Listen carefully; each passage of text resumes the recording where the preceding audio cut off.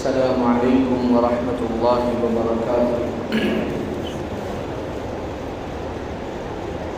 الحمد لله نحمده ونستعينه ونستغفره ونؤمن به ونتوكل عليه ونعوذ بالله من شرور أنفسنا ومن سيئات أعمالنا. من يهده الله فلا مضل له ومن يضلله فلا هادي له. ونشهد أن لا إله إلا الله وحده لا شريك له. ونشهد أن سيدنا ونبينا ومولانا محمدا عبده ورسوله صلى الله تعالى عليه وعلى آله وأصحابه وأزواجه وذرياته وأهل بيته وبارك وسلم تسليما كثيرا كثيرا. أما بعد، قال الله تعالى: أعوذ بالله من الشيطان الرجيم. لقد جاءكم رسول من أنفسكم عزيز عليه ما عنتم حريص عليكم بالمؤمنين رؤوف رحيم. فإن تولوا فقل حسبي الله لا إله إلا هو عليه توكلت وهو رب العرش العظيم. وقال الله تعالى: وما أرسلناك إلا رحمة للعالمين. وقال الله تعالى: يا أيها النبي إنا أرسلناك شاهدا ومبشرا ونذيرا وداعيا إلى الله بإذنه وسراجا منيرا. وقال الله تعالى: من يطع الرسول فقد أطاع الله. وقال الله تعالى: ما آتاكم الرسول فخذوه وما نهاكم عنه فانتهوا واتقوا الله. وقال الله تعالى: قل إن كنتم تحبون الله فاتبعوني يحببكم الله ويغفر لكم ذنوبكم. وقال الله تعالى: لقد كان لكم في رسول الله أسوة حسنة لمن كان يرجو الله واليوم الآخر وذكر الله كثيرا. وقال رسول الله صلى الله عليه وآله وسلم: لا يؤمن أحدكم حتى أكون أحب إليه من والده وولده والناس أجمعين، أو كما قال صلى الله عليه وآله وسلم.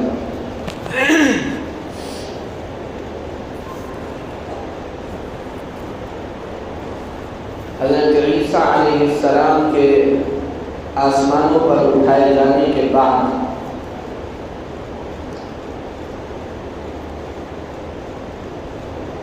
تقریباً 650 سال کا عرصہ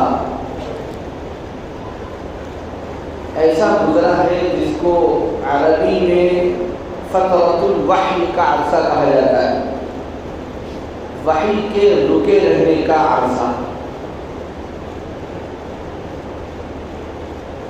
پوری دنیا میں اس دور میں کوئی نبی اور رسول نہیں تھا، اور اللہ کا نظام اس سے پہلے سے یہ چل رہا تھا حضرت آدم علیہ السلام سے کہ ایک نبی ایک رسول دنیا میں اللہ کی طرف سے آتا تھا اور انسانیت کو اندھیروں سے نکالنے کی محنت کرتا تھا، اور پھر وہ نبی رخصت ہوتا تھا تو تھوڑے دن تک ان کی تعلیمات کے اثرات باقی رہتے تھے، اور دھیرے دھیرے وہ اثرات کم ہونے لگتے تھے، زوال آنے لگتا تھا، تو اللہ کی طرف سے دوسرے نبی کو بھیج دیا جاتا تھا، پھر وہ جاتے تھے تو تیسرا نبی آتا تھا۔ یہ ایک سلسلہ تھا جو حضرت آدم علیہ السلام سے، حضرت نوح علیہ السلام سے، اور پھر حضرت عیسیٰ علیہ السلام تک جاری رہا. لیکن حضرت عیسیٰ علیہ السلام کے بعد یہ بہت لمبا گیپ، تقریباً 650 سال کا گیپ، کہ اس درمیان کوئی نبی اور رسول دنیا میں نہیں آیا. اور وہی ہوا کہ حضرت عیسیٰ علیہ السلام کے دنیا سے تشریف لے جانے اور آسمانوں پر اٹھائے جانے کے تھوڑے ہی دنوں کے بعد کمزوریاں آنا شروع ہو گئیں عیسائیوں میں، جو اصل عیسائی تھے، اور جو اصل دین تھا، اللہ کی جو شریعت تھی، اللہ کا جو نظام تھا، وحی کا جو نور تھا، وحی کی جو برکتیں تھیں، وہ دھیرے دھیرے ختم ہونے لگے. کیونکہ اللہ کی طرف سے اور کسی دین کے لیے، اور کسی کتاب کے لیے، اور کسی نبی کی شریعت کے لیے یہ وعدہ نہیں تھا کہ ہم ہمیشہ قیامت تک اس کی حفاظت کریں گے، بلکہ جو نبی اور رسول تشریف لاتے تھے، ان کی نبوت، ان کے ساتھ آنے والی کتاب، ان کے اوپر اترنے والے صحیفے، ان کے اوپر نازل ہونے والی شریعت ایک مخصوص وقت کے لیے، ایک مخصوص علاقے کے لیے ہوا کرتی تھی. لہذا یہ عرصہ جب بغیر نبی اور رسول کے جو یہ عرصہ گزرا 650 سال کا، تو دنیا اپنے جہالت کے عروج پر پہنچ چکی تھی، اور کوئی گناہ، کوئی جرم ایسا نہیں تھا جو اس وقت روئے زمین پر بھرمار نہ ہو. اور پوری دنیا میں جو سب سے زیادہ گمراہی کے علاقے تھے، جہالت کے اڈے تھے، ان میں شاید سر فہرست عرب کا علاقہ تھا. اخلاقی اعتبار سے، عقیدوں کے اعتبار سے، عمل کے اعتبار سے، کردار کے اعتبار سے سب سے زیادہ جاہل اور سب سے زیادہ اجڑ لوگ عرب میں آباد تھے.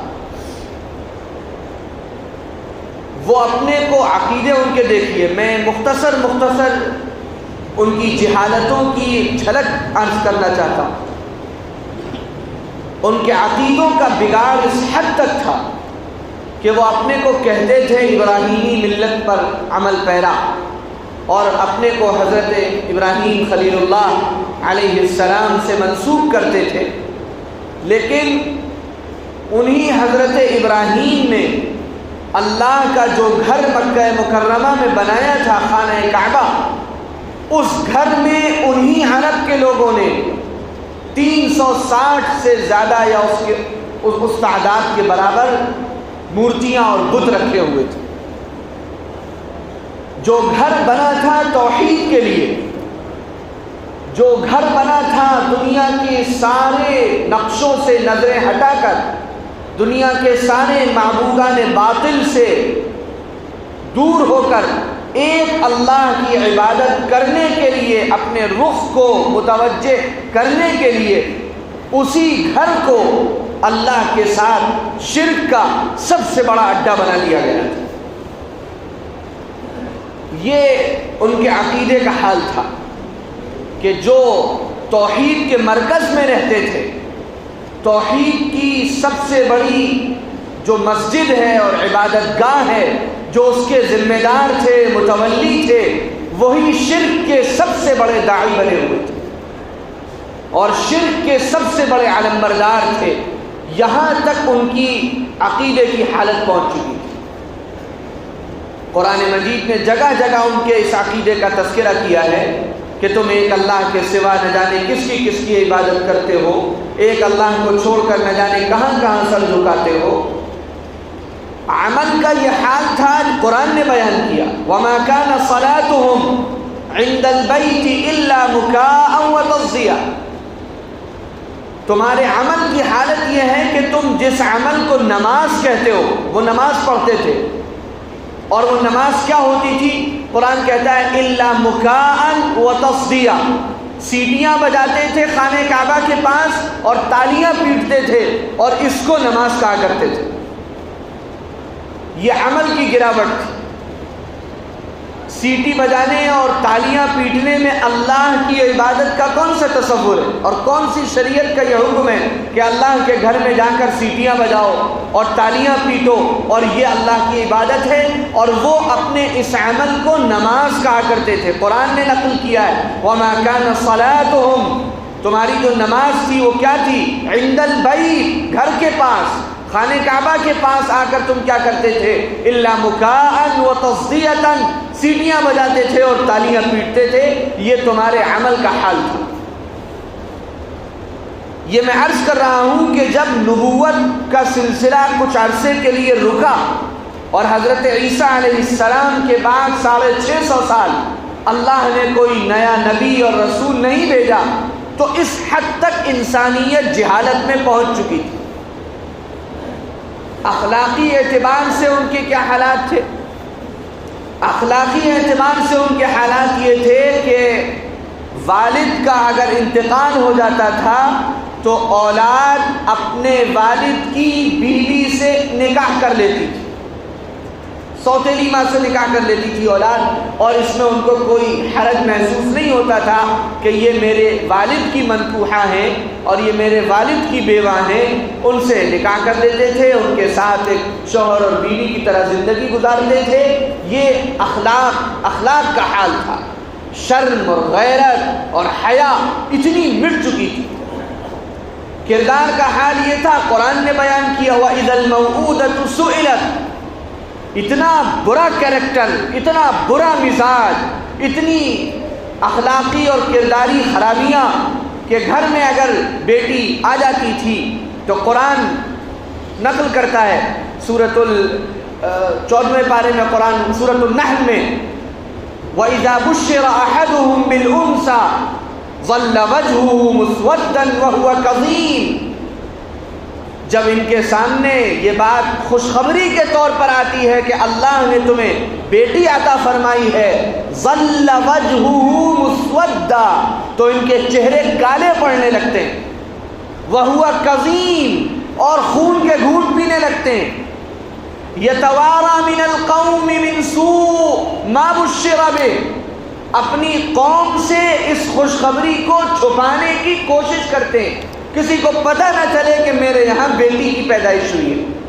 اور یہ سوچتے ہیں اَيُمْسِكُهُ عَلَىٰ هُونٍ، کیا ذلت اور رسوائی کے ساتھ میں اس بچی کو زندہ رکھوں، ام يَدُسُّهُ فِي التُّرَابِ، یا لے جا کر اسے مٹی میں گاڑ دوں۔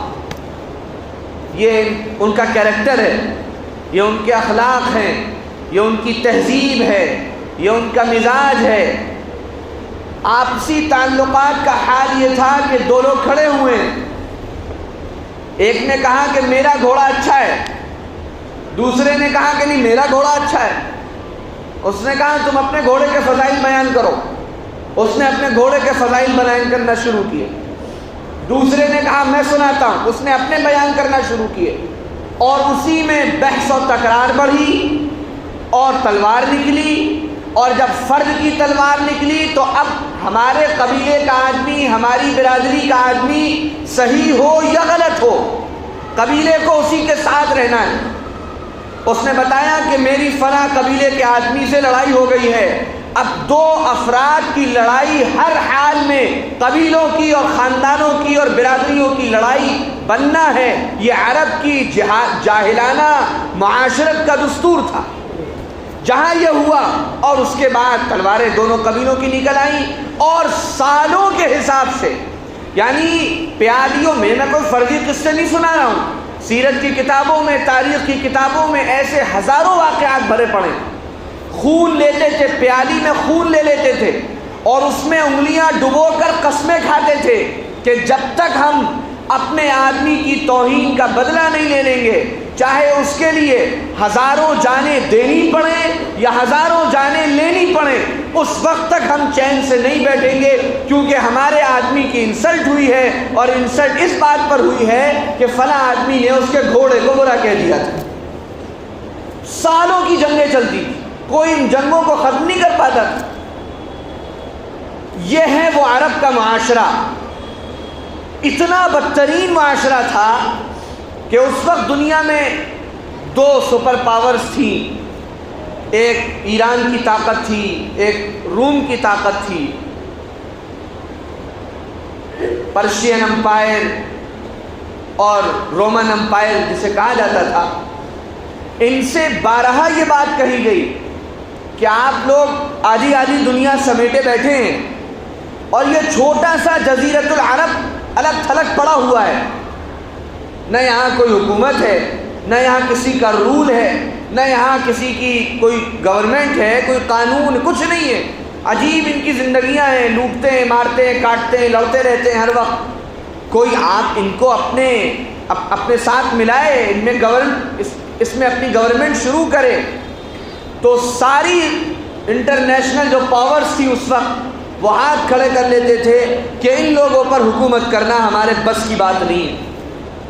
یہ جیسی اپنی زندگی گزار رہے ہیں ان کو اسی طرح زندگی گزارنے دو. ان کو اپنے ساتھ لینے کا مطلب یہ ہے کہ اپنے لیے 50 مصیبتیں کھڑی کرنا. یہ ہمارے یہاں آتے ہیں، تجارت کا سامان لیتے ہیں اور چلے جاتے ہیں، اسی میں عافیت ہے. ان کو اپنے ساتھ جوڑنے کا کوئی مطلب نہیں. اسی لیے وہاں کسی کی کوئی حکومت نہیں تھی. ٹرائبل سسٹم تھا. قبیلے تھے، الگ الگ قبیلے تھے اور ہر قبیلے کا ایک سردار ہوتا تھا اور وہ سردار سب مل کر اپنا نظام طے کرتے تھے اور اپنے بارے میں جو کچھ فیصلہ کرنا ہوتا تھا وہ کرتے تھے. اور ذرا سی بات اگر ایک دوسرے سے ٹکراتی تھی تو فوراً تلواریں تیار رہتی تھیں اور جنگیں تیار رہتی تھیں اور سالوں کی فرصت ہو جاتی تھی. یہ میں نے کسی وجہ سے اس معاشرے کی ایک تصویر پیش کی ہے عرب کے معاشرے کی. اتنا بدترین معاشرہ. عقیدے کے اعتبار سے بھی میں نے بتایا، عمل کے اعتبار سے بھی بتایا، انڈیویجول کیریکٹر کے اعتبار سے بھی بتایا، سوشل کیریکٹر ان کا کیا تھا اس کی بھی کچھ جھلک دکھانے کی کوشش کی. اور اسی وجہ سے جتنے بھی ہسٹورینز ہیں، جتنے بھی تاریخ لکھنے والے ہیں، ان سب نے اس دور کو اور اس علاقے کو، اس زمانے کو دور جاہلیت کے نام سے یاد کیا ہے کہ جہالت اپنے عروج پر تھی، فحش اور عریانیت اپنے عروج پر تھی.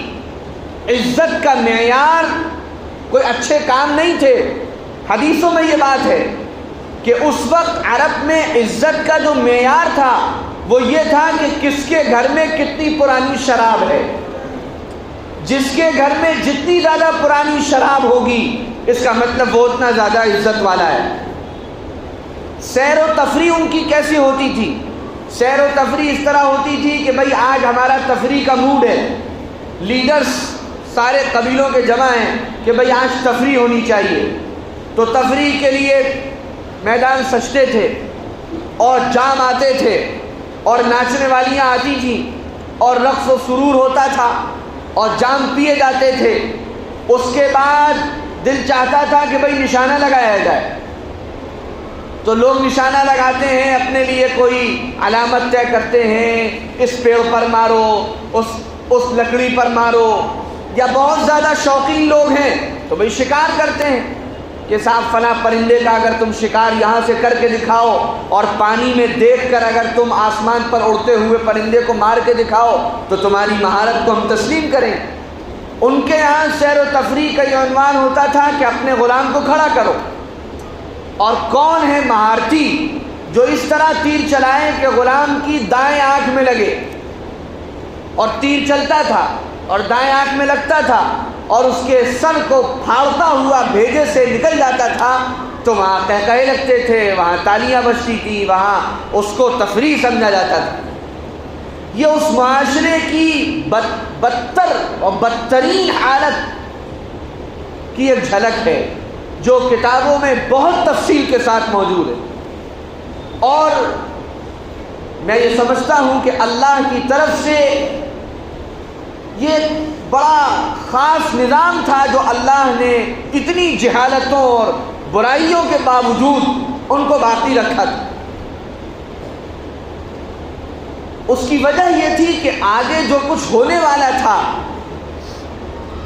اس ہونے والے کے کمال کو تبھی پیش کیا جا سکتا تھا جب ایسا بدترین معاشرہ ہوتا۔ وہ سرزمین ہمیشہ سے اللہ نے منتخب کی تھی ہدایت کے لیے، سارے نبیوں کو اللہ نے وہاں بھیجا۔ حضرت ابراہیم علیہ السلام نے تو باقاعدہ پھر اس کی تعمیر فرمائی، کعبۃ اللہ کی، اور پھر سارے نبی حج کے لیے وہاں جاتے رہے۔ وہ اللہ کا سب سے پسندیدہ علاقہ تھا، اللہ کا منتخب کیا ہوا علاقہ تھا، لیکن اللہ کی حکمت کوئی نہیں سمجھ سکتا۔ اللہ نے اپنی حکمت کی وجہ سے اس علاقے کو ہی اس وقت جہالت اور گمراہی کا سب سے بڑا اڈا بنا دیا تھا، یہاں تک کہ مسجد حرام جو اللہ کی اللہ کا گھر ہے اور ساری مسجدوں کے درمیان اس کی حیثیت ایک ماں کی ہے، اور ساری دنیا میں ہدایت اور برکت کا جو مرکز ہے وہ خانہ کعبہ ہے۔ اس خانہ کعبہ پر، اس بیت اللہ پر ذمہ دار بنے ہوئے تھے جو لاکھوں کروڑوں بتوں کی عبادت کرنے والے لوگ تھے۔ پورے خانہ کعبہ کو بتوں سے جنہوں نے بھر رکھا تھا، اتنی توہین خانہ کعبہ کی کرتے تھے، اپنے جانتے میں وہ اچھا کرتے تھے، لیکن وہ کیا توہین نہیں تھی کہ طواف جو خانہ کعبہ کا وہ کرتے تھے تو انہوں نے یہ شریعت اپنی گڑھ لی تھی کہ خانہ کعبہ کا طواف برہنہ بلا کسی کپڑے کے کیا جائے۔ اتنی جہالت ان کے مرد، ان کی عورتیں بے لباس ہو کر عبادت سمجھ کر خانہ کعبہ کا طواف کیا کرتے تھے، اور اللہ نے ڈیل دے رکھی تھی، اللہ کی طرف سے اجازت ملی ہوئی تھی۔ ٹھیک ہے، اس وقت اللہ کی طرف سے مہلت ملی ہوئی، ایسا نہیں تھا کہ اللہ تعالیٰ خانہ کعبہ کی اہمیت کو اور مکہ مکرمہ کی اہمیت کو اور وہ جگہ ہدایت کا مرکز ہے اس بات کو نعوذ باللہ اللہ بھول گئے تھے۔ لا یضل ربی ولا ینسا، تمہارا رب نہ کچھ بھولتا ہے نہ کسی چیز سے نا واقف۔ اللہ کو اس علاقے کو پھر سے ہدایت کا سب سے بڑا مرکز بنانا تھا اور قیامت تک کے لیے بنانا تھا، اور اس علاقے کو ہی اللہ نے منتخب کیا تھا ہدایت کے سب سے بڑے پیغام کے لیے۔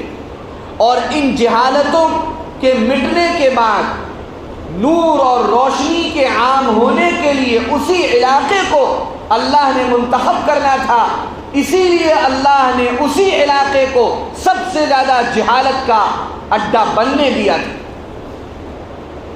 بات الٹی ضرور ہے، لیکن بات یہی ہے، اگر عرب کا معاشرہ بڑا اچھا معاشرہ ہوتا اور بڑا سدھرا ہوا معاشرہ ہوتا اور بڑا نیک معاشرہ ہوتا اور بڑا صاف ستھرا معاشرہ ہوتا، ان کے عقیدے بھی صاف ستھرے ہوتے، ان کے اعمال بھی اچھے ہوتے، ان کا کردار بھی اچھا ہوتا، ان کے آپسی تعلقات بھی اچھے ہوتے، وہ بڑے تہذیب یافتہ ہوتے، بڑے اچھے عمل کرنے والے ہوتے، حضرت ابراہیم اور حضرت عیسیٰ علیہ السلام کے راستے پر چلنے والے ہوتے، اور اس کے بعد آ کر ہدایت کا پیغام پہنچانے والا وہاں تھوڑا سا کام کر کے ان کے درمیان کچھ چیزیں ایسی ہوتی جو اصلاح کے قابل ہوتی، وہ ہدایت کا پیغام لے کر آنے والا انہیں ان باتوں کو پہنچا دیتا اور وہ اس کو آسانی سے اختیار کر لیتے، تو یہ ہدایت کے پہنچانے والے کے کمال کا اظہار نہیں ہو پاتا۔ اللہ کو تو کسی کا کمال دنیا کو دکھانا تھا، اللہ کو تو کسی صاحب ہدایت کے اندر جو تڑپ ہے اور اس کا جو نور ہے اور اس کے اندر جو انسانیت کو بدل دینے کا ہنر ہے، اللہ کو وہ ہنر اور وہ کمال اور وہ جذبہ اور وہ تڑپ ساری دنیا کو قیامت تک کے لیے دکھانی تھی، اسی لیے اللہ نے عرب کے اس معاشرے کو جہالت کے گھٹاٹوپ اندھیروں میں خوب زیادہ جانے دیا، تاکہ اب جب ہدایت کا کام ہوگا اور ایک فرد کھڑا ہو کر آواز لگائے گا اور پھر 50 100 سال 200 سال 400 سال کا وقت نہیں لگے گا، 13 + 10 23 سال کے اس عرصے میں جو کایا پلٹے گی عرب کی، اور جو نقشہ بدلے گا وہاں کا، اور جو اندھیرے ایسے چھٹیں گے کہ گویا کبھی وہاں اندھیرے تھے ہی نہیں، اور وہاں کے افراد میں ذاتی طور پر، انفرادی طور پر، اجتماعی طور پر جو ایک انقلاب آئے گا، اور جو ان کی زندگیاں بالکل ایک الگ رخ پر جائیں گی، تب اس ذات اقدس کے کمال کا اظہار ہوگا جس کو اللہ نے اس علاقے میں بھیجنا تھا۔ تب لوگوں کو پتہ چلے گا، لوگوں کے سامنے اس ذات اقدس کہ وہ کمالات اور ان کے وہ اوصاف اور ان کے وہ خصائل و فضائل سامنے آئیں گے، جو لوگ محض سن کر اور محض کسی کتاب میں پڑھ کر شاید نہ تصور کر پائیں، لیکن جب وہ جیتی جاگتی زندگی اور وہ ایک جیتا جاگتا نمونہ اپنی محنت سے اس پورے معاشرے کی کایا پلٹ کر دکھائے گا، تب لوگ حیران ہو جائیں گے کہ یہ تبدیلی لانے والا آخر کون؟ ربیع الاول کا مہینہ ہے، عام الفیل کا سال ہے۔ عام الفیل ہاتھی والا سال کہا جاتا ہے اس کو۔ اسی سال ابرہہ کا لشکر ہاتھیوں کے ساتھ خانہ کعبہ کو منہدم کرنے کے لیے آیا تھا، اور اللہ نے ان کو نامراد کیا تھا۔ عام الفیل کا سال ہے، ربیع الاول کا مہینہ ہے۔ ہر گھر میں، بہت سارے گھروں میں بچوں کی پیدائشیں ہوتی ہیں اسی ربیع الاول کی کسی تاریخ کو، بعض کہتے ہیں 9 کو، بعض 12 کو، بعض اور کسی تاریخ کو۔ عام جس طرح پیدائشیں ہوتی ہیں، عبد المطلب کے گھر میں بھی ایک بچے کی پیدائش ہوئی۔ عبد المطلب کے بیٹے جناب عبداللہ انتقال فرما چکے ہیں، ان کی بہو جناب آمنہ بیوہ ہیں، اور ان کے گھر میں ایک بیٹا آتا ہے۔ عبد المطلب کو ویسے بھی بڑی محبت تھی اپنے اس پوتے سے، لیکن خاص طور سے اس وجہ سے کہ یہ میرے دنیا سے جا چکے بیٹے کا بیٹا ہے، اس لیے خاص تعلق اور زیادہ عبد المطلب کو اس بیٹے میں محسوس ہوتا ہے۔ لیکن جناب آمنہ جنہوں نے ایک عرصے سے اس بیٹے کے بوجھ کو اٹھایا ہے، وہ اس بات کو محسوس کرتی رہی اس پورے عرصے میں اور پیدائش کے بعد بھی کہ ویسے تو دنیا میں بچے آتے رہتے ہیں، لیکن میرے اس بیٹے کی آمد کچھ الگ سی محسوس ہوتی ہے۔ میں جو اپنے ساتھ خصوصی معاملہ دیکھ رہی ہوں نرمی کا، اور میری طبیعت میں ایک نشاط کا، اور کچھ ایسی علامتیں جو عام حالات میں نہیں نظر آتی، وہ مجھے محسوس ہو رہی ہیں۔ انہوں نے تذکرہ کیا اس بات کا اپنے سسر جناب عبد المطلب سے، تو عبد المطلب نے بھی بہت سوچ سمجھ کر کہا کہ مجھے بھی ایسا لگتا ہے کہ میرے گھر کا یہ شہزادہ، اس کا ضرور بڑا نام ہوگا، اور یہی سوچ کر انہوں نے اپنے اس شہزادے کا نام محمد رکھا صلی اللہ علیہ وسلم۔ عرب کے معاشرے میں یہ نام کبھی نہیں رکھا گیا تھا۔ لوگوں نے کہا کہ یہ آپ بالکل نیا نام لے کر آئے، یہ نام تو کبھی نہیں رکھا گیا۔ تو عبد المطلب نے یہ بات اس وقت کہی تھی کہ مجھے بہت سے قرینوں سے ایسا لگتا ہے کہ میرے گھر کا یہ شہزادہ یقیناً اس کا اللہ تعالیٰ بڑا نام کریں گے اور پوری دنیا میں اس کی تعریفیں ہوں گی، اسی لیے میں نے اس کا نام محمد رکھا ہے، جس کا مطلب ہی یہ ہے وہ شخصیت جس کی تعریف کی جائے۔ ادھر جناب آمنہ کو بھی ایک خواب میں یہ بات بتائی جاتی ہے کہ تم بھی اپنے اس بیٹے کا نام اسی نام سے ملتا جلتا رکھو، اور ان کی رہنمائی کی جاتی ہے کہ تم اس بیٹے کا نام احمد رکھو صلی اللہ علیہ وآلہ وسلم۔ اب ایک عام زندگی ہے، عرب کے دستور کے مطابق فوراً اس کی فکر ہوتی ہے کہ بچے کی پرورش شہر میں نہیں دیہات میں ہونی چاہیے، تاکہ وہاں کی تازہ ہوا، وہاں کا خوشگوار ماحول، وہاں کی غذائیں اس کو ملیں اور صحت مند توانا ہو کر یہ بچہ بڑا ہو کر واپس آئے۔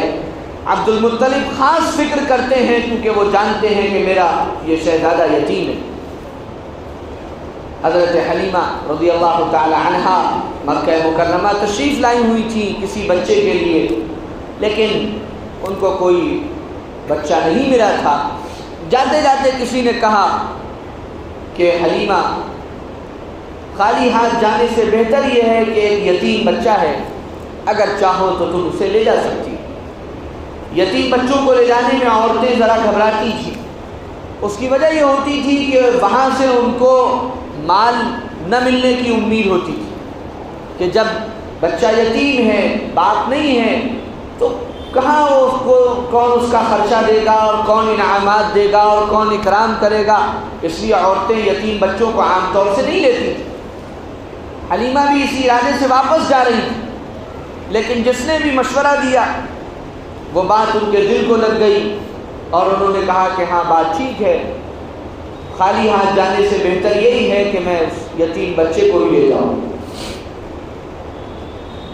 محمد رسول اللہ صلی اللہ علیہ وآلہ وسلم کو لے کر حضرت حلیمہ اپنے گاؤں چلی گئی۔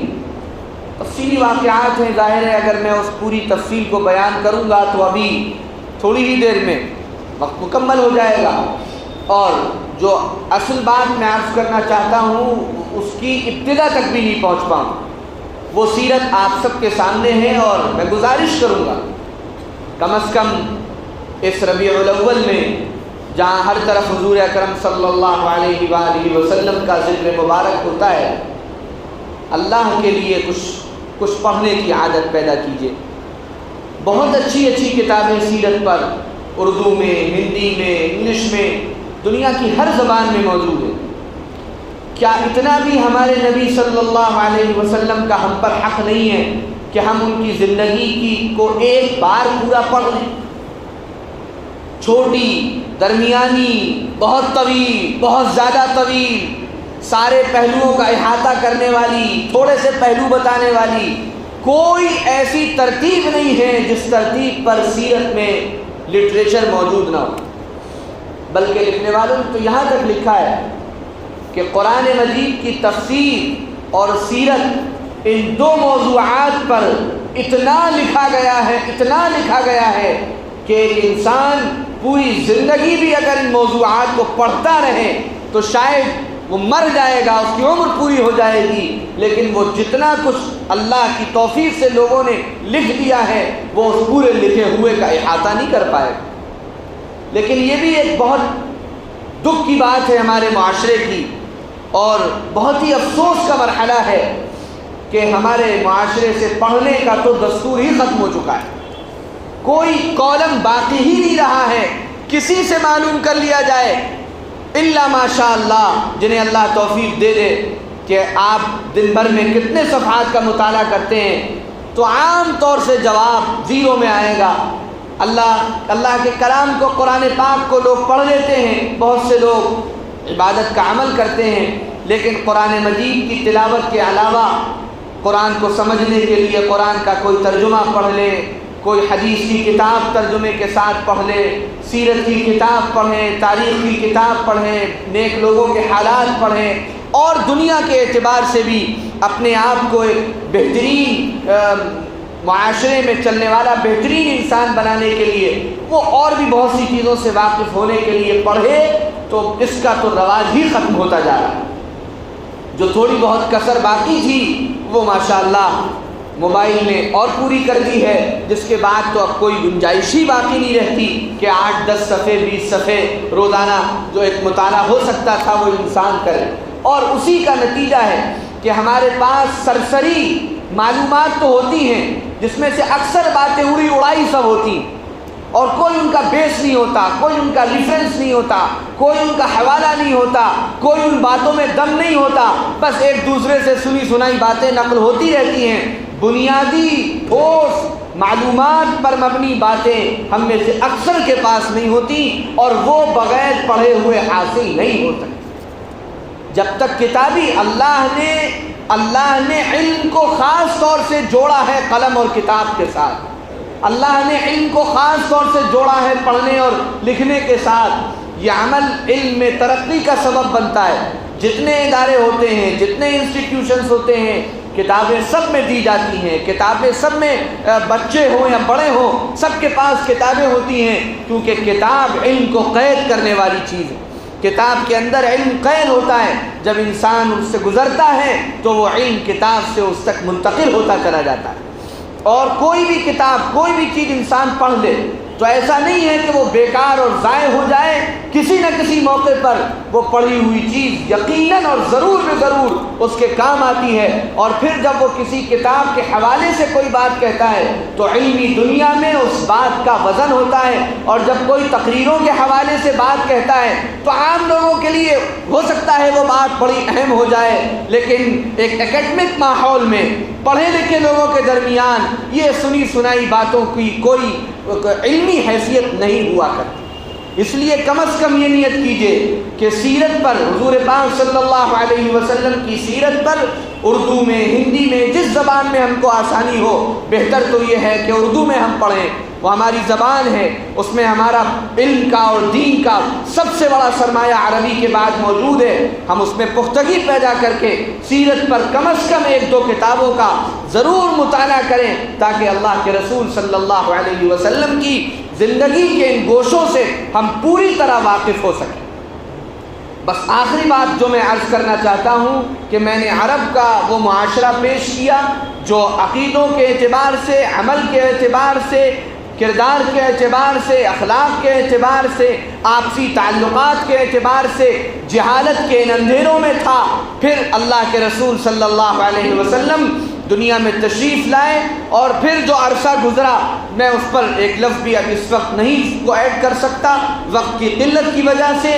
لیکن پھر آپ صلی اللہ علیہ وسلم کی عمر ہوئی اور 40 سال کی عمر کو پہنچے، اور 40 سال کی عمر کو پہنچنے کے بعد پھر اللہ نے آپ کو یہ بتایا کہ اے نبی، آپ جس معاشرے میں ہیں یہ اس وقت روئے زمین کا سب سے بدترین معاشرہ ہے، سب سے زیادہ جاہل معاشرہ ہے، یہ سب سے زیادہ بد تہذیب معاشرہ ہے، یہ سب سے زیادہ شرک میں، غلط کاریوں میں، اخلاقی فساد میں، گندے کاموں میں اور لوٹ مار میں، لڑائی جھگڑوں میں، عقیدوں کے بگاڑ میں، عمل کے بگاڑ میں سب سے زیادہ انتہاؤں پر پہنچے ہوئے ہیں وہ لوگ جن کے درمیان اس وقت آپ رہ رہے ہیں. اور اب آپ کے اوپر یہ ذمہ داری ہے اے نبی صلی اللہ علیہ وسلم کہ آپ کو ان کی اصلاح کرنی ہے.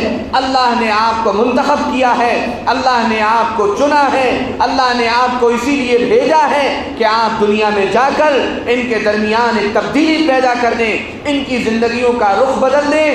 قصہ مختصر، 23 سال حضور اکرم صلی اللہ علیہ وآلہ وسلم کی وہ محنت، آپ کی وہ تڑپ، آپ کی وہ کوششیں، آپ کا وہ راتوں کو اللہ کے سامنے رو رو کر ان لوگوں کی ہدایت مانگنا، اور دن کے وقت میں ان میں سے ایک ایک کے پاس جا کر ہدایت کا پیغام پہنچانا اور اس کو راستہ بتانے کی کوشش کرنا، اور اس کو یہ سمجھانا کہ اس وقت تم زندگی کے جس حال میں ہو یہ گمراہی کا حال ہے، یہ خرابیوں کا راستہ ہے. اللہ نے ہدایت اور نیکی کا راستہ وہ رکھا ہے جسے الاسلام کہا جاتا ہے، جس کے ذریعے تمہارے عقیدے بھی سدھریں گے اور تم اس جال سے نکل کر، شرک کی گندگیوں سے نکل کر اللہ کی توحید کے پاکیزہ راستے پر آؤ گے. یہ سیٹی اور تالیوں کے اعمال جنہیں تم نے عبادت سمجھا ہے یہ ختم ہوں گے، اور نماز اپنی حقیقت کے ساتھ تمہارے سامنے ہوگی، جس میں تم اپنے مالک کے سامنے جھکو گے، اس کی بڑائی بیان کرو گے، دعا کا عمل ملے گا، روزہ ملے گا، زکوٰۃ ملے گی، حج ملے گا. یہ وہ اعمال ہوں گے جو حقیقت میں نیک اعمال کہلائیں گے. تمہارے اخلاق کی جو آج حالت ہے، اسلام کے ذریعے تمہارے اخلاق کیسے بدلیں گے، یہ سب اب بتانے کی چیز نہیں ہے. قرآن بار بار بیان کر چکا اور سیرت میں اس کی مثالیں مل چکی. اخلاق ایسے بدلیں گے کہ آج تم چھوٹی چھوٹی باتوں پر ایک دوسرے کے خلاف تلوار اٹھاتے ہو، ایک وقت وہ آئے گا کہ تم بڑے بڑے مظالم کو برداشت کر کے ایک دوسرے کو معاف کرو گے، ایک دوسرے کے ساتھ اچھا معاملہ کرو گے. آج یہ وقت ہے کہ تم اپنے والد کی بیوہ اور مطلقہ کے ساتھ نکاح کر لیتے ہو. ایک وقت وہ آئے گا جب حضور کے ذریعے تبدیلی آئے گی کہ تم عورتوں کا بے انتہا احترام کرنے والے بنو گے، تم ماں کے تقدس کو بھی سمجھو گے، بہن کے حق کو بھی سمجھو گے، بیوی کے حق کو بھی سمجھو گے. آج تمہارے کردار کا اور تمہارے جو دماغی خرابی ہے جس کے نتیجے میں تم بیٹیوں کو زندہ زمین میں دفن کر دیتے ہو، وہ وقت آئے گا کہ بیٹیاں تمہارے لیے سب سے بڑی رحمت بن جائیں گی اور تمہیں اس بشارت پر یقین ہوگا کہ اللہ نے جسے ایک یا دو بیٹیاں عطا فرمائیں اور اس نے ان کی بہترین تربیت کی، بہترین ادب سکھایا، بہترین نام رکھا اور پھر ان کو عزت کے ساتھ خوشیوں کے ساتھ رخصت کیا.